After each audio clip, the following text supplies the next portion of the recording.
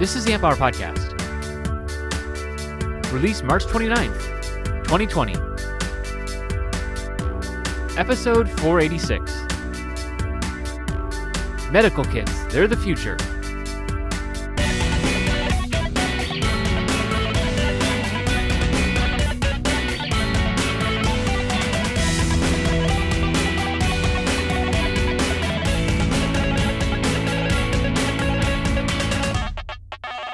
Welcome to the Amp Hour. I'm Dave Jones from the EEV blog. And I'm Chris Gamble of Contextual Electronics. In lockdown. Okay, so here's the thing. Every podcast that's out there has talked about COVID-19 or coronavirus. We're going to have to mention it. I just don't want the whole show to be about it because I'm like deleting podcasts. I can't listen to them. I can't hear any more about it. So let's get it all out and then we'll switch gears and we'll be done with it and talk about something else. Okay, no worries. How you doing? I'm still at the lab. You're at home, are you? I am, yeah. Even though, so my workspace MHub is somehow got an exemption and I could go in, but my partner asked me not to, and I'm heeding her wishes, and it's just right. Okay. Yep. So I have moved labs in the past few weeks because of this. I have moved my entire lab here, basically. Right. So the whole thing. Well, you didn't have a huge amount. It's not like you had a 50 square meter lab to move. And workbenches and, Yeah, it's mostly like test gear and soldering equipment. Yep. And I was able to optimize. So my partner and I have a roof deck area that we kind of, it's like an outdoor-indoor kind of thing. And there's like an indoor spot. There's like a bar. And all winter we don't use it. Luckily, it's warming up a little bit. Ah, right. I have completely commandeered the bar. The bar is He's working from the bar. Is now a soldering station. Yeah, it's. I'll post a picture. Or I'll add a picture to the show notes. I was pretty proud of that, but otherwise it's been a little rough.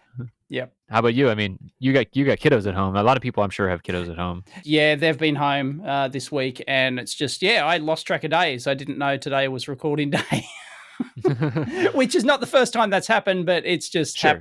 I just losing track because it's so chaotic at the moment. Yeah, although I rode my bike here this morning. I'm trying to ride my bike because the gyms are shut, so obviously, Yeah, and, right. And it's a ghost town. Yeah, I don't know if you saw my tweet about this, but I woke up the other day and I had body aches, and I was like, oh my god, no. this is like a symptom. This is it. And then I remembered that in my delirium of being in the house for so long, Dave, I did a workout. I did a workout in my house with my partner, and that's why I was so sore.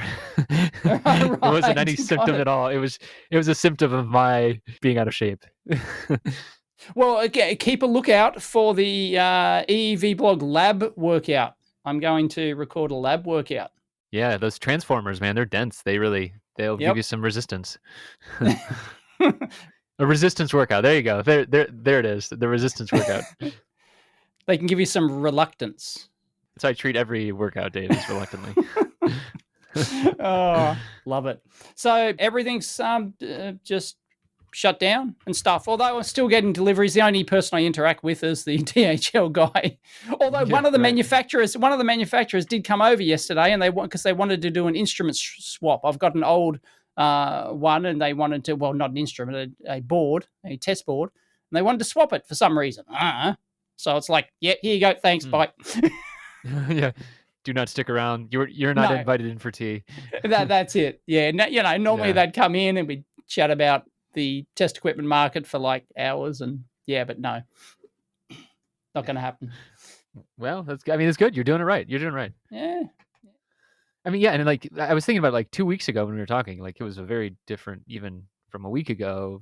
It's just it all moved pretty fast. So hope everybody out there is staying safe. Hope your families are safe. I mean, hope you're staying inside. You're supposed to do that. Yep. We can knock this thing on the head shortly. Yeah. Except for O'Reilly, apparently. O'Reilly have shut down their events business, which is not not unexpected, I guess. What events did they run? I mean, they're a huge organization. Yeah. Well, people might remember that they ran the Solid conference. That was a couple years ago, and that only ran for 2.5 years. Solid, is that like SolidWorks? What is that? No, it was just Solid. It was like John Bruner was one of the guys that ran it, and it was like this cool like kind of hardware meets software kind of. They were kind of picking up on that idea. Right. I really liked it because it was kind of this cross. Usually conferences are pretty deep, and so I like the ones that are more broad focused, like the Super Conference or things like that. And it didn't do that well for them, unfortunately. Oh, it didn't. Okay. It wasn't consistently, and conference businesses, like the big conferences, are interesting. I talked to John a little bit about this after the fact. As in the design cons and stuff you're talking about? The big events you're talking about? Yeah. Right. Yep, exactly. And so John, I believe last I talked to John, he was working for, what's the SLA printer company, the one out of MIT? Formlabs? Anyways, Formlabs. That's it. Yeah. So he was working for. I'm not sure if he's still working for them. Anyways, I talked to him about his experience running the conference, and it was interesting because he just talked about like it's such a big event, and they have such high expenses. I always like looked at the cost of a O'Reilly event. It's like $2,000 to go to it, and some people pay that, some people pay less or whatever, right? But it's really they're targeting companies that have training budgets. So if they're not getting the people with training budgets, if they're not getting corporate sponsorships on top of it, it's like multi-million-dollar affairs to do that kind of thing. And they can swing really hard too if you don't get the attendance up. And so it's a big bet for them. And so I could see that, O'Reilly shutting it down, this is probably a huge hit for them if they don't have the pricing to keep it going. Like you think about how much it would take if you're running a $2 million conference, you got to probably up front, $1 million just to get everything set up with, everything. So it's a big business. So it's unfortunate because they're still running like Strata Conference was one of the big ones, like a data, I think that's data analysis and stuff like that. And they do a bunch of software ones still. So they're still around. They're doing. Well, they aren't anymore because they're shut down the events business. Just the events, yeah. I mean, they're still around as the book publisher and as the media group. Yeah, exactly. Yeah. So yeah, it's unfortunate, but they were doing hardware stuff anyways, so they were kind of out of my field of view, Right.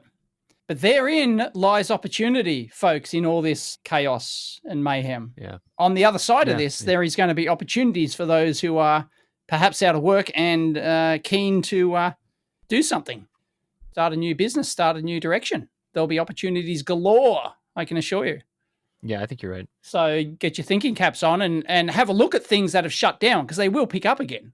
We will, but exactly. all these larger companies or medium-sized companies, the larger companies will probably survive, but the medium-sized sort of companies, a lot of those will shut down and there'll be opportunities. Yeah, and I think they'll come back in a different manner and different styles and stuff like that too, right?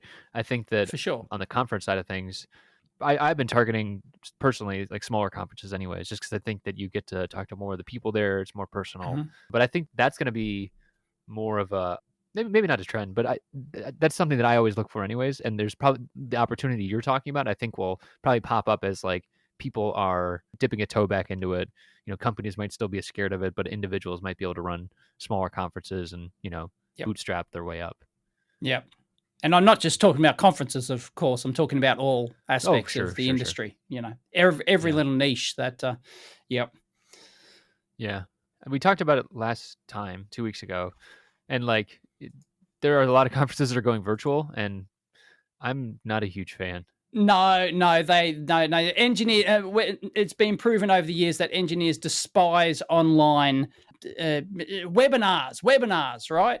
Every company thinks, there was the webinar craze, and then they go, why is only one or two engineers turning up to our webinar? It's because they suck, dude. It's like, well, yeah, there's production stuff for sure, but actually, I think about it for conferences specifically. Like the reason I go to conferences honestly is not the content. I mean, like the content is important, and I'll usually step into a couple things there.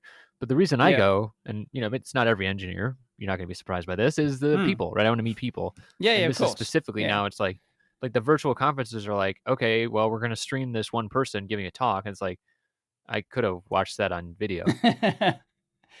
It's the one time a year when, the reclusive, always self-isolating. By the way, engineers have been self-isolating decades before it became trendy. Safe. Right, yeah. And it's the one time of the year that they come out of their shell and, like a deer in headlights, they go out to the real world and they, actually talk to other humans, It's, And it's like in a year's time, 2 years' time, like people will have totally forgotten about that. People will be getting this whole thing and they'll be getting back to their regular lives, and they'll be going back to events and stuff, because we'll have a vaccine or whatever, and everything will be hunky-dory, and no one will be worried about this anymore. So Alistair Allen wrote about this a little bit on Twitter as well, and it's like, so he works remote, I work remote, and like a lot of the times it's like events are kind of the only time to actually like be in person with people that you might be interacting with or friends with online. You and I are probably not going to meet in person again until it's some kind of event that you go to and I'll fly there or similar kind of thing, right? I mean, or I go back to Australia. Yeah, it's hard because it's a long way. It is. Well, and I think you get network effects though too of like multiple people. You could see more than just one person. Yep. Yeah, that's right. If you get sick and you can't make it there, I could always there's 4 other people there I could see as well or meet new people. So. Oh, offense, Chris, but if I'm going to fly all the way to the US in a virus tube, then I'm going to make the most of it, and I'm going to go to meet hundreds of people, not of just course. you. Again. That's fair, man. Sorry. That's fair. Yep. I mean, and now I'm just gonna, sock you in the nose when I see you. Well, that's it. Well, same with you. You generously flew all the way to Australia, and and we met up. But you went to other. No, exactly. There were many others. Yeah. So, and you held many other conferences. But anyway, it'll all get back to a normal. So I don't think the events industry is going to change. It'll, be hit on the head for a couple of years because, like companies like O'Reilly, but they might realize, because they'll still be around as a company and they go, oh, people want it. They'll be, as you said, like people will be dipping their toes back in small time events and things like that. And all of a sudden, one or two big companies will do the big events again, see people flock back, as they almost certainly will, and they'll go, and all the existing companies around these go, oh, it's a thing again. Let's go. Yeah, right. There's money. I mean, there's always things pop up when there's money. Yeah. Anyway, there's not much money in the events business, though, is there? That's right. It's a bit of a hard grind. So, I'd probably pick something else if you're keen on starting a new business. But anyway, it can work. Yeah. Well, I think we are going to, so you kind of alluded this too. I think we are going to see some layoffs and hopefully not as much in the engineering sector, but I've talked to a couple of people that have already lost jobs and our heart goes out to them. Hopefully that's very temporary as well. I've talked to some clients and they've talked about like, oh, well, we're just watching our cash position. And that kind of feels like 2008 where it was like, everybody just kind of clams up and they're like, until we know cash is coming in, there's no cash going out. It's like, oh, here we go again. So, yeah. Everyone's going into cash. That's yep. They're selling everything. Right. It's a fire sale. So once again, opportunities on the other side. I mentioned this last a couple of weeks ago on the podcast. Yeah. Mm-hmm. Yeah. No, I think you're right. I think that there are opportunities to squeak out stuff in the margins and find new opportunities for people that are like. Obviously, there's a lot of medical opportunities right now, but I think there's other industries that are going to pop up too. So just got to keep your eyes out. Mm-hmm. And, maybe consult on the side or do some small stuff, see what you can Actually, do. This was discussed on the forum just last night, the EEV blog forum, that is. The only, the best forum. No, yes, of course. It was discussed. People talking about, there's so many people. I've lost count of the number of people who've now contacted me over the last couple of weeks saying, Dave, you should work on an open source ventilator. It's like, well, I have no idea how a ventilator even works. Like I would just bum around doing more harm than good. Like I'll leave it to the people who have a clue. I'm not a mechanical engineer. I'm not a sort of, if you need a board done, call me. Right. Yeah, exactly. Yeah. But anyway, yes, I am actually helping out on a virus detection kit. Oh, great. Anyway. Oh, so MHub, my workspace, is doing like there's obviously a ton, there's a Hackaday article about it. We'll link in, there are a bunch of people working on like open source, broadly available, low cost designs. Yeah. MHub, same kind of thing. Where I work, they're doing like a joint effort, and same thing. I was like, well, until the mechanical is kind of figured out, I'm like, I'm just give me a call when you need to control something, Yeah, but yeah, give me a call. Anyway, so they were talking on the forum, everyone talking about, how there's, they've loosened the medical requirements. Like medical is normally one of the, apart from probably aviation or something, is the most regulated industry out there, right? The red tape is enormous. It's absolutely enormous. It's just mind numbing, the amount of red tape involved in that. Yeah. And they've loosened all that. Right now, so that they've loosened the regulation so that you can push these like do-it-yourself regulators and things like that into these settings without thing. And people are going, oh, it's a new revolution. Get into this. And it's like, no. As soon as this thing's over in 6 months or whatever, this is very temporary. As soon as it's over, you will be regulated out of business. That's right. It's like, I'd be careful. Yeah. A lot of people are not like doing it for money. You know, it's not like this is a no, business opportunity. It's like but no, I think that's what some people were hinting at on the forum. It's like, oh, you can do a new startup business, you know, getting out and doing medical stuff and things like that. And it's like, no. You're going to come a gutser in 6-12 months time. There's been a couple episodes of Embedded, I think, where they've talked about like regulation on code and, you know, FDA specific usually, but like, you know, the type of code you need to write and like every line of, for those that don't know, every line, I can't remember the name of it, but there's a standard for it where every line of code has to be vetted and reviewed. Yeah. Yep. Literally, and you pay per line of code. It's like, I think the industry rule of thumb is like $1 per line of code. So if you've got 10,000 lines of code to have it reviewed, it's like 10 grand to pay someone to do it. So yeah, right. It's a good gig if you get it. There's a gig you can get into. Code review. No, you know, no. Mind numbing. Yeah. Yep. Anyway, yeah. Trust me, that's a thing. Yeah, I believe it. Yeah. It's and FDA in the States is really, really stringent. And like I remember, who was it? So one of my college buddies, he was working at a company that was doing stuff in the medical space, and he just talked about how they just wouldn't change anything. So I was like, well, what are you doing? Yeah. He's like, well, we figure out when we have to change things and then we change things, but otherwise we don't change anything. Everyone becomes an obsolescence engineer. Yeah, I think that's right. Yeah. It's maintenance, obsolescence. Yeah. This part's gone obsolete. Yeah. Oh, let's spend the 6 months sourcing this new transistor, you know? Mm-hmm. Trust me, I've been there. I've worked on Yeah, I mean, like it makes a lot of sense from a business perspective and like you know, and like even the regulations. I get why they're there, but damn, like it just sounds terrible. And if you're used to like 9 months or even, you know, you're more traditional, like 9 months in the startup scene kind of thing, or you're more traditional 18 months product design life cycle from concept to production. Try the medical field. They're 5+ years. Right. Product life cycles, right? It's enormous. Right. So, you know, I've worked on medical stuff that is like it will not come out for the next 5, 6, 7 years. Like it is like leading edge now, and by the time it comes out, it's maybe a little bit behind, but they're already working on the generation beyond that, and they've got they have to like they still work on a new one every 18 months kind of thing, but they sort of keep it in the pipeline. And so to speak, so they might have 2 or even 3 generations ahead that they're actually working on, and they're still selling the first generation or whatever. So because the life cycles are so long, product development cycles, especially for anything that's implanted, for example, which is some of the stuff I was working on. Right. You know, that's right. If it's like, like that one's like really serious stuff. Mm-hmm. Yeah. Don't wanna mess with that.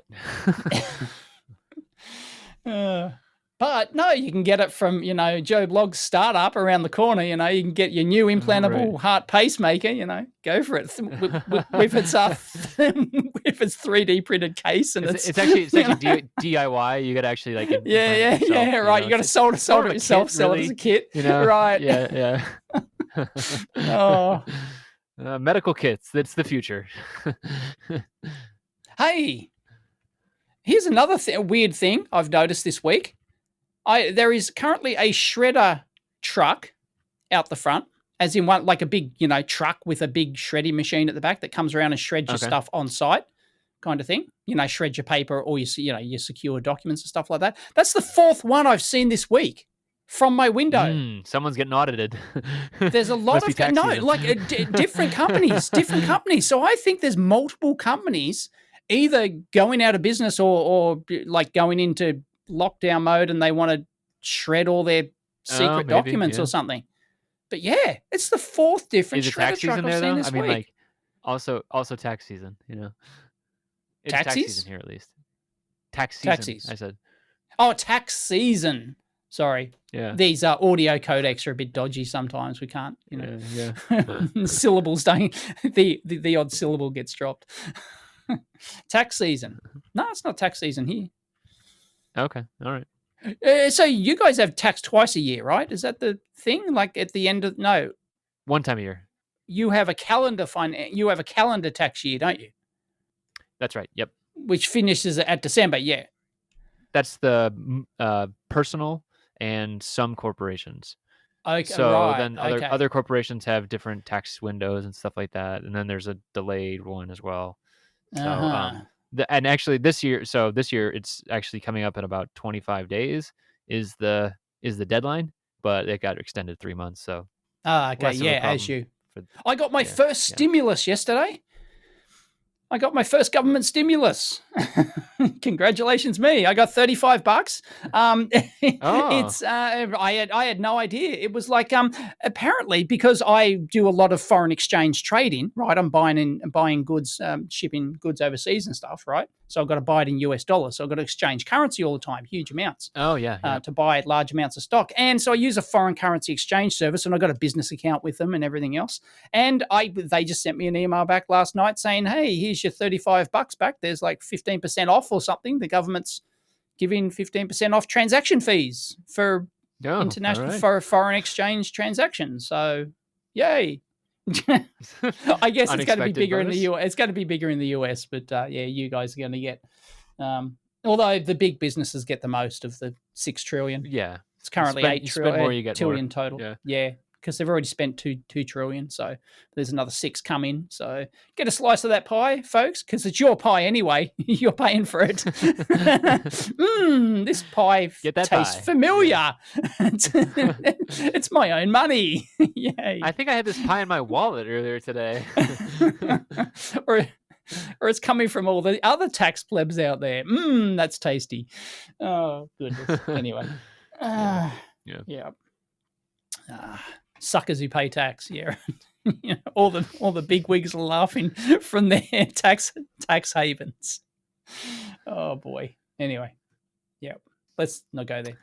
Tax time. Anyway, tax is both personal and businesses. The 1st of July is the start of the new financial year. Yeah. Anyway, that's boring. Speaking of going overseas, I made a mistake. What? I was looking for a new cable. I'm getting a custom cable made, and I put my email into Alibaba, and so I was like contacting. I basically put in like the request for quote.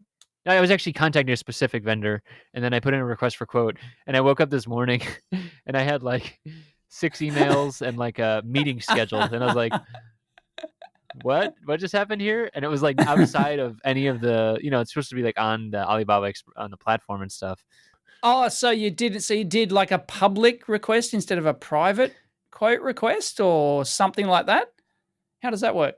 So if you like find a thing you like on like Alibaba, right? Yeah. You can. So in this case, I was sourcing a cable, and I basically needed just a shorter version of that cable. And I've done this before. Yeah. It's great. It's easy, right? You find someone who makes custom cabling, or not even custom cabling, just like you find a cable, a weird looking cable that is close to what you need. You basically write to them and say, "Hey, can you customize?" They say, "Yes, we can." There's a minimum. That's another quiet revolution in the industry. If you think your $1 PCBs are impressive, go and get your custom cables, which was, when I was a boy, geez, getting a custom cable, oh man, oh no, sirree, Bob, that'll be $1,000 tooling. Yeah, $1,000 tooling, please. You got to see what their capabilities are. Do they have the right connectors? And in this case, now you're just kind of searching around for like, I need like a 2mm JST. Okay, no problem. How many pins? Like what is the? Yep. You can literally do a napkin sketch and take a photo with your phone, send that to them, and they'll make it for you. It's like, oh man, yeah, and amazing. I did that the first time, and what I found was easier is actually I said, hey, can you actually send me the drawing for the one that I'm looking at online? So if you find someone who already has a part out there, you ask for the drawing, they send it to you, no problem, and then you just mark it up, and then you say, actually, I don't want this length to be 20 centimeters, I want it to be 10 centimeters. And you can do that even if it's not their cable, if it's not their particular one, that they just get the data sheet from somewhere else and you mark it up and they'll make it. Yeah, I mean, usually they have a cable drawing though. I mean, like that's, a lot of these companies do, and it's great. And so you find the nearest equivalent one that you want, find that supplier, and then go, hey. Yeah, so the example from the first time I did it was like a USB. I just needed a USB A type, like plugs into a normal Mm. USB jack. And then I didn't want it to go to like a micro or a mini B, I wanted it to be from USB A to just a connector. And I didn't care what the connector was either. I just needed it to plug into a board without plugging into, I didn't want to put down like a USB header because I didn't have the height. Just a little 4-pin Molex or something. Exactly. And so like I just found one that was like fine, and I was like, okay, and I made sure I could source the, it was like a pretty generic, I think it was a 2mm pitch connector. I found the family that was fine, and then I just I asked for the length to change, and they're like, yeah, that's no problem, we do this all the time. Yeah. So it was great. What sort of volume did you have to get? Well, and that's the other thing. I offered to pay for the sample. I feel like that's a big thing. It's just, I said, like, look, I'll pay for the sample. I do want samples, and I wanted like 5, and they said, yeah, no problem. It was like 5. I think it was like for like $30 for the samples, another $30 for shipping, and so Nice. no big deal. And cheap as chips. Yeah, it was great. Yep. Yeah, exactly. It really is, right? I mean, like you said, there's no tooling, there's nothing like that because they're already tooled up for it.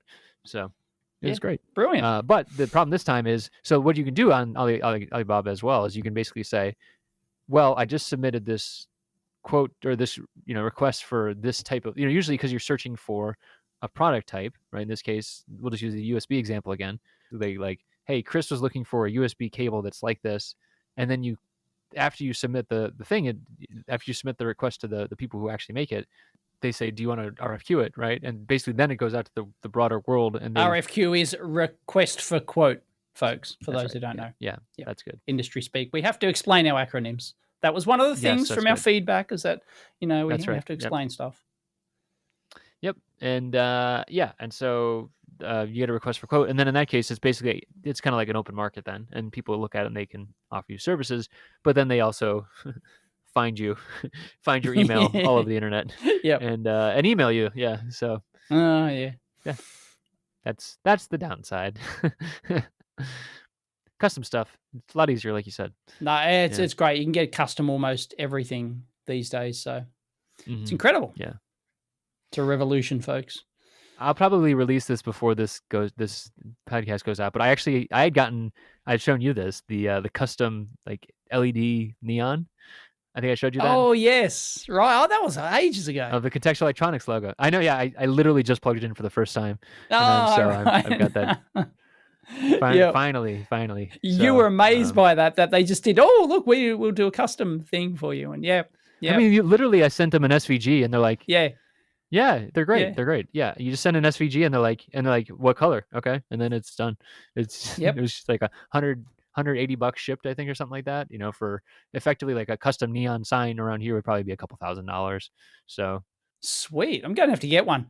So they could do is any color? Is any limitations on the? I don't know about neon. Is there like limitations on the color palette you can get? This is an actual neon, so I should say it's not. So it's actually it's basically like LEDs encased in like vinyl that are like shining through a right. Like a diffused material, right? So it's like a white LED, and then they can put different colored things over top, but that's like way cheaper because actual neon, then you need thousands of volts, and you need to have and you have to form glass, and and it's beautiful. Like I really love the look of neon, but it's just way out of my price range. So this is like way cheaper, and then this one they just mounted on laser cut acrylic, and so that's why it's so cheap. Sweet. So, yeah, you should get one. I'll send you my people, Dave. Send me the link again, because I know you did at the time, but that's buried away in the stupid Hangout chats thing that we do. Yeah, right. Anyway. Yeah. Speaking of products, can we have a product update? Sure. Product update. Scammy product update. Oh, I thought this was gonna be your product. Unless no, it's not. No, it's not my product. Shonky product of the week. We will revisit the Solus. Speaking of glass as well, beautiful segue. Mm-hmm. Solus glass, the graphene heater, if you remember that one. I don't remember that one. Can you jog my memory? The Solus heater, it's got graphene. Anyway, it was a Kickstarter, Indiegogo. It's this whiz-bang heater that was like 400% more efficient than other heaters because it had graphene in it. it had woo-woo graphene. So they say, Okay. oh, it's 400%. I can't remember the exact numbers anyway. I did a busting video on it. And this was like 2 years ago or something now. And somebody just posted an update on the forum where the comments on the Indiegogo page is that multiple customers have had them like explode, the actual glass sheets, because they're really funky looking, like they're like big panels, right? They're like a meter by a meter or something, big square glass panels, and they look really like they're like slimline. They're designed to like be decorative, and you hang them on your wall and things like that. Right, and apparently, so big glass sheets, they started shattering and exploding. Like, oh my goodness, because they're like heating them up and cooling them down. Something like that. So, let that be a lesson to you if you're going to like sell a funky product with glass. Just be careful. Yeah. You know what the heck you're doing, because they probably just glass is glass, right? No, they didn't. They didn't get the special type they needed, and these things are exploding with glass like exploding out and shattering everywhere. So, wow. So remind me like what it was again. It was graphene, but was it actually graphene or was it just like a they reckon they've got a graphene paste. So it's like, it's a regular heating element, right? So they have like a heating element, and then they spread all this woo-woo graphene paste over it, right? And then sandwich the glass sheets on either side of the element and the graphene paste. Right. So it's like one of these infrared panel heaters, right? So it's an infrared panel heater that you either, stand on the floor or you hang on the wall. It's designed to be, decorative and things like that. And because apparently there's some research paper somewhere that says graphene is 400% more efficient or whatever it is. I can't remember the exact efficient, and of course there's always a kernel of truth in these things, but they claim that if they right, and then they stretch that as far as they can get it, right? Stretch it as far as they get it, and of course, it's no more efficient at all than a regular heater. So it's a complete bullshit. But anyway, they sold lots of these things, and they're just shattering because when you don't know what you're doing with actual materials, that's a huge thing. And of course, it's, as you said, it's heating up, it's cooling down, and all this glass is eventually shattering. So, whoopsie. Anyway, I think it's just glorious. Yeah. Oh, fit in end. Speaking of heating things up, I took the plunge this past week, Dave, and I am a lead-free shop finally. I know that like some people are going to be like rolling their eyes and huffing and saying, "I can't believe it took you so long," but I'm committed to it. I am finally 2020 is lead-free year for me. Let me guess, she who must be obeyed demanded that you get rid of lead? No, actually. No? It was, okay, right. No. Yeah, it makes sense having it in the home too. No, this is actually just because I felt like I should have done this a long time ago. So I followed Greg Davil's suggestions on paste and got the GC10, which is actually a really lame product name. But it's pretty good paste. GC stands for Game Changer. Oh God! Oh, yeah, right. Real groan. Yeah. So that's pretty bad. But yeah, GC10 is the type of paste, and it's really nice. So it's like he talked about it when he was on the show last in January. It's like shelf stable. You don't have to refrigerate it at all. Oh, really? I didn't know that. Oh, I should get some then. It's a game changer, Dave. And right, obviously. Right. Yeah, it was 100. So I got it from DigiKey. It was $145 for a tube. Ooh, for a like a 50-gram tube or something. 900 grams. Okay. Well, that's a lot. Yeah, of course. Yeah, but still, Yeah. Yep. But it doesn't expire, right? Is there an expiry date, or is it? It does. No, it does expire, but it's like 5 years. I think it's like 3 or 4 years. Okay, that's awesome. Yep. I think the real thing I need to do is parcel it out and sell it to some friends and just kind of defray the cost across people. Yep. Yeah.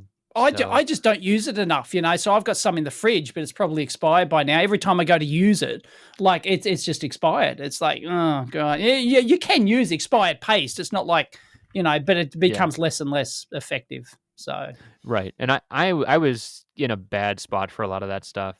I was using old paste and it just kept burning me, not burning like that. I mean, it just kept having really bad reflow and it just looked really really bad, and bad connectivity and stuff like that. So Right. having this is gonna help with that kind of thing. Right. So he's still going through lead withdrawal symptoms, or no? I'm doing great. Yeah, you're doing okay. Okay. There are support groups out there for you, Chris. There are. Yeah. If you need emotional support in this right in this time of need, right. reach out. Yeah, I don't know. It's been okay though. Once I had to like rework the profile on the oven and stuff like that. Like I didn't. Right. No, of course. You have to tweak it. You got to experiment and figure it out. Yeah. Yeah, but there wasn't like really good guidelines. Like, so you always see the curves, but they didn't really. It doesn't translate as well to like the machines that I was using. So like I was using two different machines. The first one I put it through was like a 3-zone, like a conveyor belt style, and so and it's just got like PID controllers for a top. There's like 3 on the top, 3 heaters on the top, 2 heaters on the bottom, and so there's like a preheat zone, and then there's like a soak zone, and then there's like a reflow zone. Right, that's kind of the part of the idea at least. But like, there's no speed changes, right? That you can't like be like, oh, well, it should be longer in the soak zone. Oh, really? So I can't speed up the conveyor or whatever. Right. Well, how would you do that, right? Because you have to track where every board is, or you'd have to have multiple conveyor belts. This is just one conveyor belt. Oh, okay. Yeah, true. Yeah, right. I don't want to like turn up the temperature too much, or else like scorch components. And so, yeah, it just didn't like. I put it through the first time, thinking, like there was like some guidelines on the one I was using, right? And I put it up to the temperatures that were suggested, and it was just wrong, and like nothing had reflowed. But the problem was, then I had already like evaporated all of the flux that was in the solder paste, and so I tried putting it through again. So that board actually ended up getting hand reflowed with a hot air pencil. I was gonna say, yeah. It was real bad. All right. But then there's another one at the workspace I'm at where it's like, there's actual like it's a tablet and you can like define the different zones, and there's like there's a slow ramp, and then there's a heat soak, and there's a reflow, and then there's like a cool off, right? Yep. And I didn't realize. So I was actually chatting with Greg. He was very nice for this time, and he mentioned that and he does it with just like a toaster oven, which is awesome, but did not help me at all. Right. And got one of those newfangled professional machines. There's your problem. Right. Exactly. Yeah. I mean, yeah, kind of. And so I was trying to follow like the GC10 datasheet was like, well, it doesn't just give you a recommendation. It's like, here's the different profiles and what the joints look like. It's like, I just want an answer, and there's no one online that's like, here, I'm using the same machine as you, Chris, and here's the same paste, and here's the answer, So you had to, like you said, you have to play around. So it turns out long soak, like longer than I thought it would be. So it's like, I think it was like 140 seconds of like a heat soak to really get it to the right temperature, and then shorter, like a 60-second actual reflow at 235 or 240. Yep. But in the data sheet, they said like 250. And that's going to vary if you've got like a 2-ounce copper board, right? For example, it's going to take longer. Right, exactly. If you've got larger thermal mass components, it's going to take longer. If you've got a mix, one of the horrible things is having a mix of really large thermal mass components and really small thermal mass components, because, it's almost worth only putting through like the low thermal, or like either doing a 2-pass thing, or actually just hand soldering the large thermal mass components, because they require such a long soaking time that you're going to damage the smaller thermal mass components. Right. Yep. Yeah, there's an art in doing this properly. And yeah, right. But I always read about like shadowing too, like heat shadowing and stuff like that. Heat shadowing's a thing. Yep. And once again, that depends on the type of oven that you've got. If you've just got an infrared oven, which is like a radiated thing, which is like the Solus heater, right? And so it's just a bunch of like Solus heater plates above, and it's just and it's just radiating down. Whereas if you've got one of the gaseous ones that can circulate and things like vapor phase. The vapor phase, that's the term I was looking for. If you've got a vapor phase oven, that can do it, but also you can get shadowing in the vapor phase as well, because it's circulating. Okay. If it's a random, depends if it's a random circulatory thing or whether or not it's a just a one-way flow circulatory thing, and it's Yeah. And this, boys and girls, is why we have manufacturing engineers. This is why just give it to people who know these machines intimately. Just well, and yeah, so this was a Neoden, like a cheapo. The of course. conveyor oven was like that, and it's like, okay. I mean, it gets it done. Like when I put like I said, when I put leaded boards through, it was fine because it was just really forgiving. They were much more tolerant. Yeah, exactly. Yeah, that's the trick. Ah, well. Yep. The price you pay for being eco-friendly. Yeah, man. How dare I? Yeah. Well. Actually, the last thing about the reflow, it was like, so I was doing that all last week. Like the whole week I was trying to get stuff done. I was trying to get like the boards. So basically, I knew that the shutdown was coming in Chicago. I knew it was going to happen, and I was like, I can't do reflow at home, so I have to get it done. I can do rework. I can do firmware programming. That stuff's great from home. So finally, like Thursday night, the shutdown starts on Friday. Thursday night, I finish at like 6 p.m. Right, nice. I pack up all my gear. I had a car, packed up all my gear, like racing to get home, get everything out, walk into my house, say hi to my partner, and then I'm like, I left the goddamn boards in the oven. No. Oh yeah. Well done. Well done. Yeah. Was the oven off, or was the? It was. It was in the cool down phase. It was cool down phase. Okay. Yeah, because if you don't know, those things come out like hotter than pizza. They're piping hot, screaming hot. And you have to, don't touch them. Don't just go, oh, look at, because you see it all the time. You get like managers and other marketing people come around the line and they are inspecting stuff. And then they go, oh, this is a nice board coming out. And they go to pick it up and burn their hands. What a bunch of dicks. Yep. So, interesting tidbit of the week.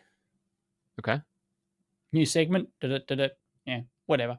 Anyway, it's fascinating. I did a teardown of a power supply, right? One of the new, new Roden Schwartz. I saw that. That was great. I think I posted that on the subreddit, the LLC, the resonant mode. The resonant mode controller. Now, I just assumed it was a resonant mode controller, right? But I don't think it is. As several people in the YouTube comment, like most people did it. Most people just assumed that I was correct. And it was a resonant mode controller, right? Because everything kind of fitted. But if you actually put your thinking cap on for 5 minutes, as I usually don't do when I'm recording videos, right? They're just off the cuff, right? I don't really... Right. It's editing when he does that, folks. Well, I didn't say categorically in the video. In my defense, I didn't categorically claim it was a resonant mode converter. I said it looks like it's a resonant mode controller because I didn't tear down the whole product so I could see the components on the other side. I didn't reverse engineer it. It just, looked like it. And it used transistors, specific MOSFETs in there that actually are purpose designed for resonant mode controllers. So it kind of all fitted, Anyway, I don't think it is. And some people have asked me to actually pull the whole board out and actually reverse engineer it. Because I suspect that one other person suspected this. I think they're right, is that it could be a full shifted phase bridge. And this got me thinking, the interesting tidbit is how many variations of power supplies there are. Most people would not know them all. I guarantee. Yeah. Right. Even super experienced engineers could not name every single topology of power supply. People might be able to name, buck, boost, flyback. Then they might be struggling. A few people might say SEPIC. They might say Chuke. Right. There's a whole bunch of. That's only because I was like, how do you even say that? It's CUK, and that's pronounced Chuk. Yep, exactly. Cuck is how it's. That's not it. It's cuck. No, it's Chuk. It's cuck. Okay. Well, I'm gonna look it up while you keep talking about power supplies. But... Okay, it's cuck. Just like it's a bode plot. I'm just. Okay. Totally trolling everyone. Chuk. No, it's cuck. It's on Wikipedia although I guess I have to kind of side with you too. Once again, here in Australia, it's cuck. It says it's pronounced KiCad on Wikipedia, so I can't necessarily I can't. That's not definitive because you have because you do know that I was correct in that it is KiCad. So, whatever. Yep, not Kai. Okay, so there's a Anyway. lot of types of power supplies, you're saying? And there's tons of different, how many people would be able to pull phase shifted full bridge out of their backside, right? Not many, unless you've actually worked Probably on it. power supply designers, right? And that's Oh, actually something I was exactly. thinking about Yeah. as you were reviewing all that stuff too. And like I've been, I just got through the inductor chapter of the X chapters from Art of Electronics, and like man, it's just like you guys start going to transformers and inductors and all that stuff. Like that's what power supply designers are doing all day, every day, Yeah. right? Yep. And it's just like diving back in, not even diving back in, just like viewing again from afar. It's like, oh, I forgot all this stuff even exists. You know, I know, it's just like exactly. Yeah. you had that chart in your review too, where it was showing the different resonances and the different loads that it had on the inductors. I think you in that app note you were looking at, and that was really good. But like, I don't know. I haven't looked at power supply design in a long time. This is stuff you simply do not learn, right? Yeah, exactly. Well, you do, but if you're a power supply designer, well, hands up if you had a specific power supply design course at uni, right?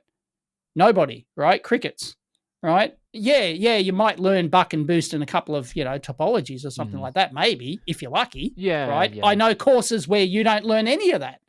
Yeah, I think there's some. I forget who was. Someone was on the show and they said that there was a really good program at one of the University of Texas schools. I want to say UT Dallas. Oh, I'm sure there are specific classes that'll, Yeah, it was like basically the professor was a power supply designer, and it was like, oh, you're gonna learn what they know, so that's great. Yeah, exactly. But Joe Blogg's, engineering degree in every country around the world is not going to teach you 15 different types of bloody power supply topologies.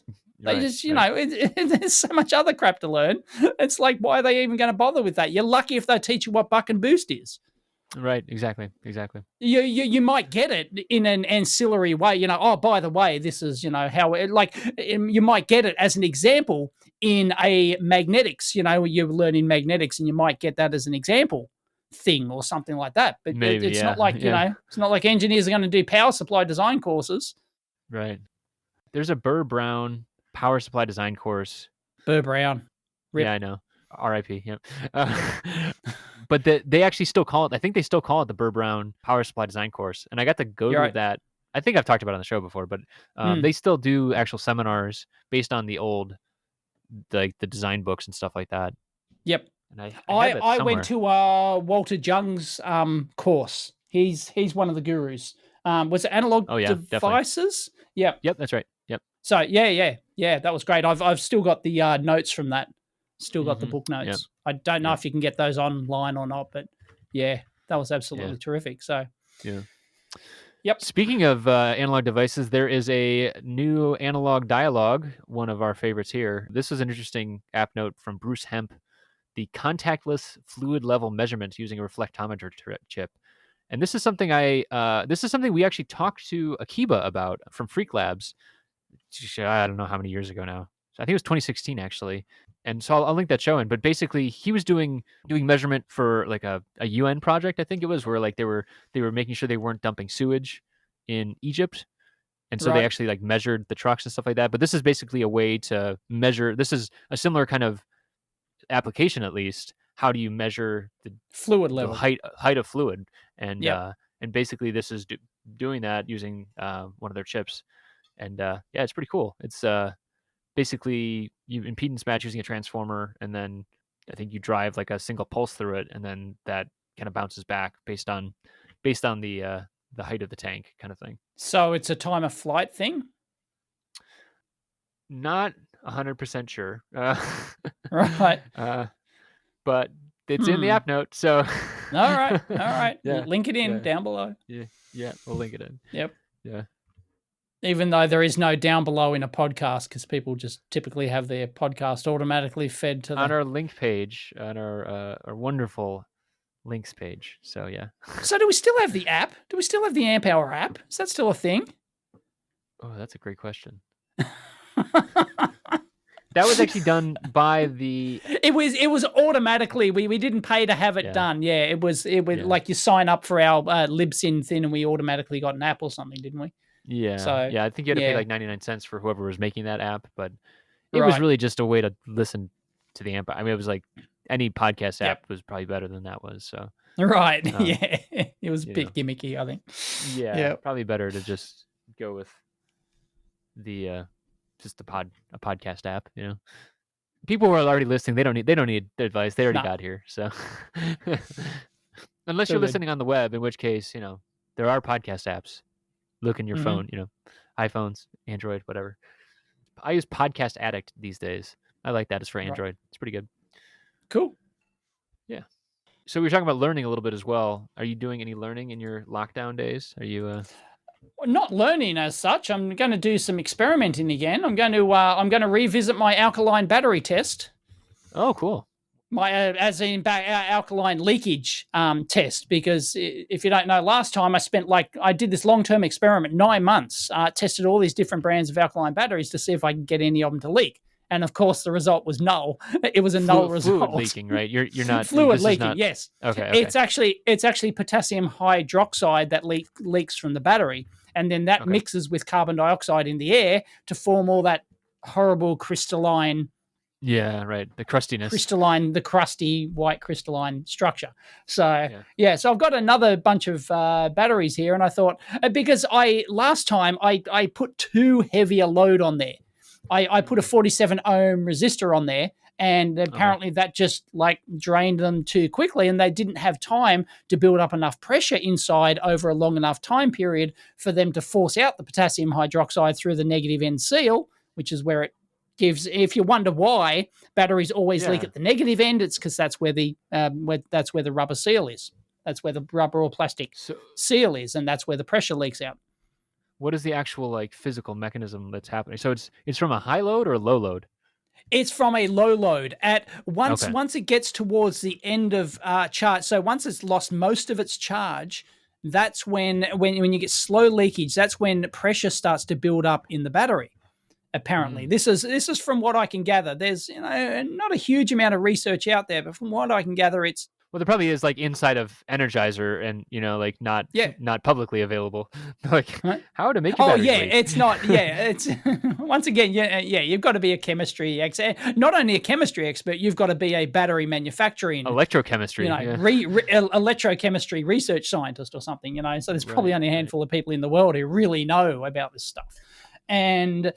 It's the pressure buildup when the batteries are almost fully or practically fully discharged. Apparently, that's the pressure starts going up and up. And if you've got a bad seal, which you'll get on X percentage of the manufacturing bell curve, right? They're all not going to have a perfect seal. Some are just going to be, So it's about a control thing. That's why some brands like Duracell or Vada or someone else might get a bad rep for they leak more than other brands, for example, because their process control may not be as good in terms of the seal. Right. And so the pressure builds up, and if the seal doesn't hold, then the potassium hydroxide leaks out, and that mixes with the air, and yep. And then your remote has a bunch of crap in there. You got to scrub the terminals. And scrub if you get to it in time, because then you have to put a mild acid on it. You've got to put like a lemon juice. You can put lemon juice as that nulls out that. Tell I'm not a chemist. It gets rid of the acid. It neutralizes the base. That's the word I was looking. Neutralizes the acid. I need to get Mrs. EEV blog on, who's a chemist. Right, exactly. Anyway, so luckily she doesn't listen. She'd be horrified. Anyway, so who the hell did I marry? It's 2 hours a day. He's in tutoring with Mrs. EEV blog. Chemistry tutoring. Yeah. Anyway. So yes, that it forms an acid, so then it eats away your battery terminals, and that's where the problem is. Like you get all these corroded terminals, and if you don't get to it in time, and actually neutralize it with some sort of thing, they'll go bad for good. They'll go bad, and they'll just break off and rot away, and once your battery terminals are screwed, you pain in the ass to replace those sort of things. So, yep.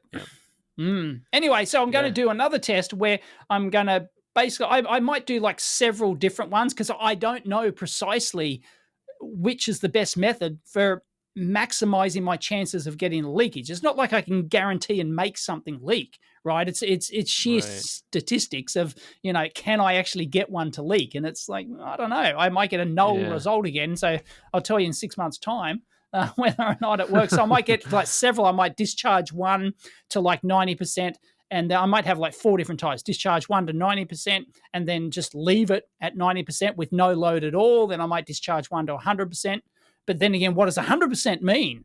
Like, what does it like? Because there's to 1 volt or like 0.5 volts or what is it at? Right? To nominally 0.8 is where most of it drops off, although 0.5 is technically where like 99.99% of the energy. But then you've got chemistry recovery, right? I can't remember the exact term, but you've got they can actually recover part of the charge. So it's not like and it depends on how fast you discharge them as to how much charge you can actually recover. So the voltage might have dropped down to 0.5 volts, so it's effectively dead, and you've used 100% of its charge. But then, depending on the discharge rate, you remove the load, and it can actually regather some of that charge because of how battery chemistry works, because of ions and stuff.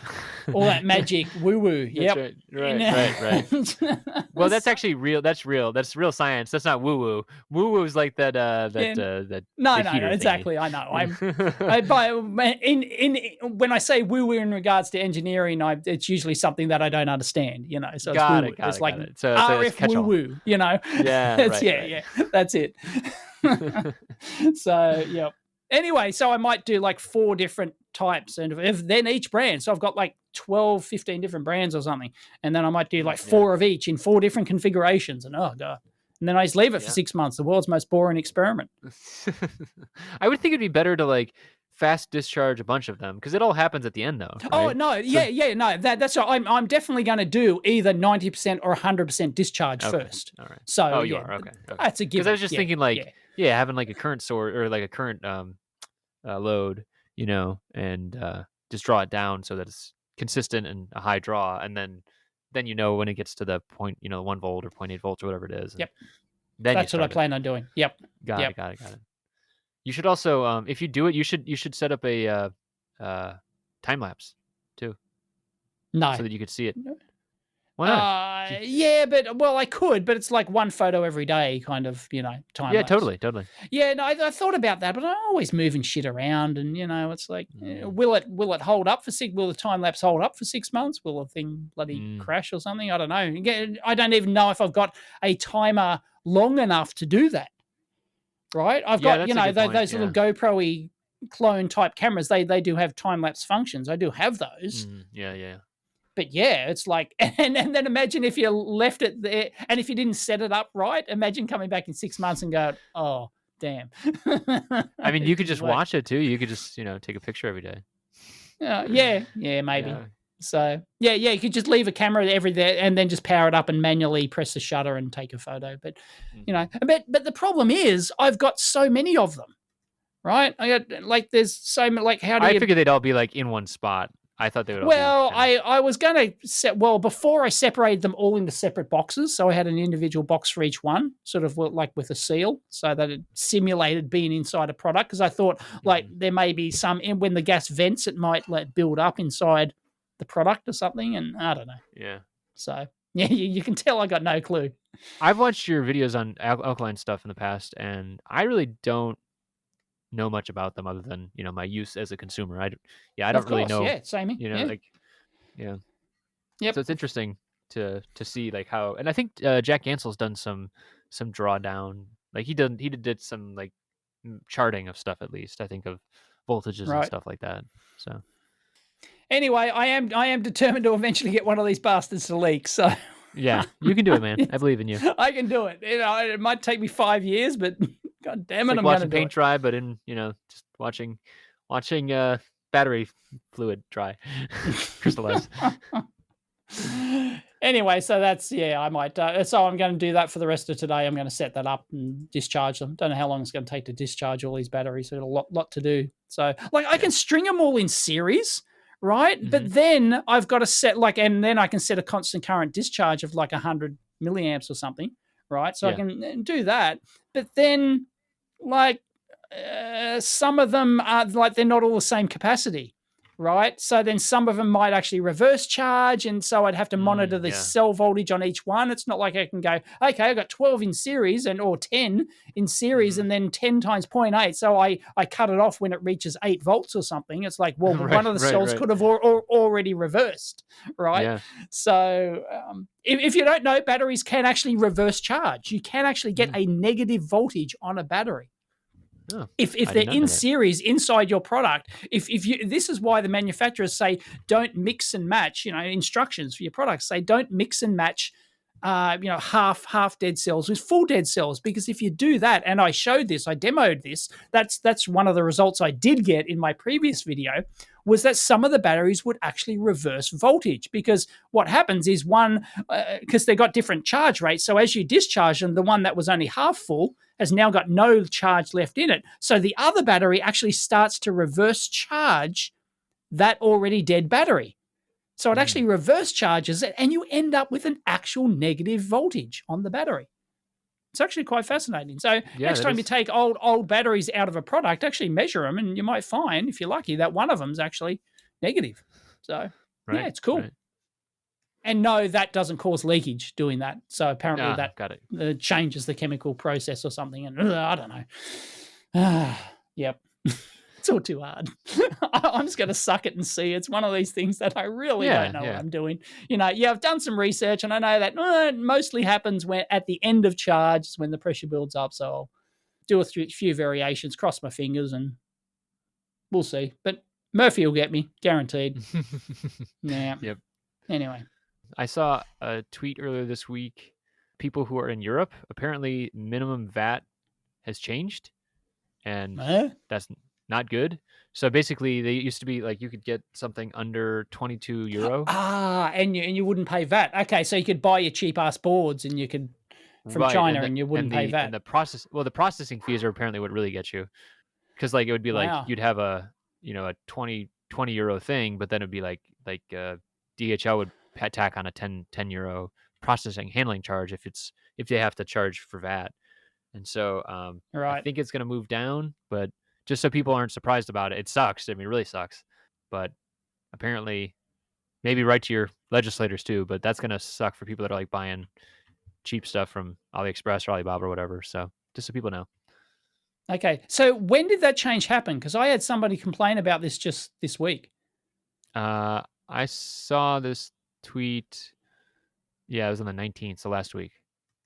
So there's an Elector article as well. Right. Yeah. It's January 1st. January 1st, 2021, maybe? That doesn't seem right, because that's still a while. But yeah, I'll link the article. It's okay. Right. So it may not have happened yet, is what you're saying? It may not have, yeah.